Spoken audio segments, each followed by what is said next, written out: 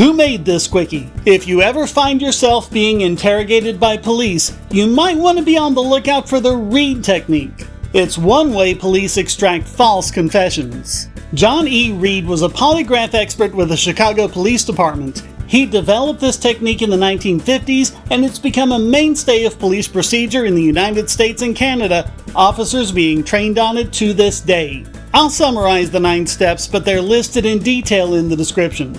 The first is to tell them you have evidence against them, even if you don't. Second, give them an excuse to justify committing the crime. The third is important: minimize the frequency of denials. They want to avoid prior consistent statements at all costs because they could be used to overturn a confession. The next few are about feigning sincerity and looking for tells. For example, fidgeting, not making eye contact, or remaining silent are signs of lying. And also, if they cry at any point, that means they're guilty.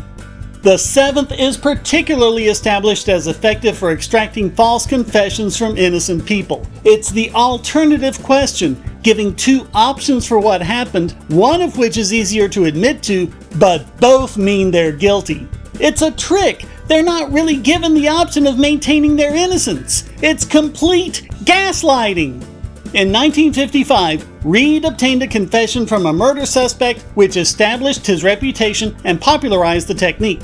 The suspect recanted his confession the next day, but it was admitted to evidence at his trial. He was convicted by a jury and sentenced to life in prison. Later, he was found to be innocent after another man confessed.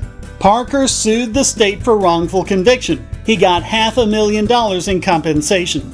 In 2015, 8 organizations, including John E. Reid and Associates, settled with Juan Rivera, who was wrongfully convicted of the 1992 rape and murder of 11-year-old Holly Staker. Rivera was excluded by both DNA evidence and the ankle monitor he was wearing at the time, awaiting trial on an unrelated matter. But he falsely confessed to the rape crimes after being interrogated by the police for several days and taking 2 polygraph examinations at Reid and Associates. After his exoneration, Rivera filed a suit for false arrest and malicious prosecution. John E. Reid and Associates paid him a $2 million settlement. Most famously, the Central Park Five were falsely convicted of rape in 1989 as a result of false confessions obtained by the Reid Technique. So if you ever find yourself being questioned by police, watch for this technique. Remember, you can always assert your right to remain silent and demand an attorney.